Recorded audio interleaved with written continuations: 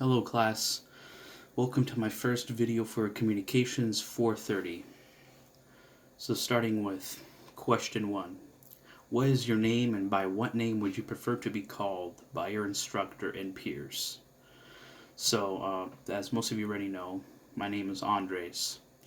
Actually I go by Andres or Andreas. The reason why my name is technically Andres, but many people can't pronounce that because it's a Mexican name. So I'm cool with either Andres or Andreas. Question 2. Tell us a little bit about your work and professional background, even if you already done this. So I don't really have a professional background because I never really worked in this field yet that I'm studying for. So what I could explain is how I got to Spokane Falls, and it all started in high school. I was attending a club called Cyber Patriots. This was like a introduction to cybersecurity at the most beginner level. I really enjoyed it at that time, and when it was time for me to find college, I decided to find a college that offered like cybersecurity. And the only college that offered cybersecurity courses at that time was Spokane Falls. So I applied for that college and I got in, and for the first 2 years I studied for my associates, and last year I graduated, and then I decided to continue my education, and Spokane Falls offered the bachelor's for cybersecurity, and now I believe this is my second quarter, or third. I think it's my third quarter. Yeah, it's my third quarter, and yeah, I think that answered question 2 and 3. And why? Why am I working for the BAS, studying for the BAS?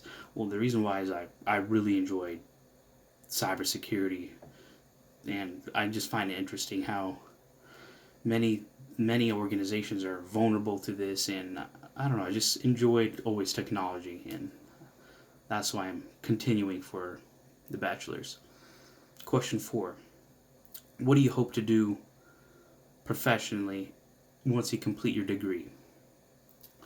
So I have like 2 options that I'm thinking about after I'm done with my bachelor's. The first one is to become a cybersecurity penetration tester or a security analyst.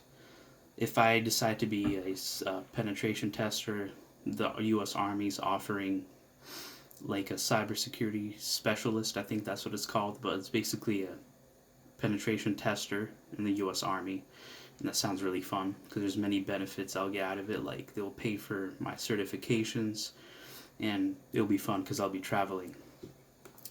If I don't get that job, which I probably won't because I have asthma, I just will have to find some entry level security job. I know that Spokane offers, like Intrinium has, which is a security company in Spokane. They offer some jobs, like internships, from what I heard. So I might try to apply for them or any other job in Spokane. Question 5. What is organization? What is communication? How do the 2 concepts relate? So I'm going to first explain what communication is. Communication is how messages get delivered between people through like images, through verbally, or through symbolic messages. That's what communication is, how messages travel between people. But organization is what helps communication to be delivered more efficiently. For example, like in the video that we watched about communication organization, the example, the metaphor they provided, which I really liked, the container is the organization, and the water is the communication. So the container helps the flow of the water. So that's basically what that is. And how do the 2 concepts relate? Well, I mean, if there's really bad organization, communication will be poorly communicated. And if there's no communication, there's really no point for organization. So yeah, that is my video for this week. Thanks for watching.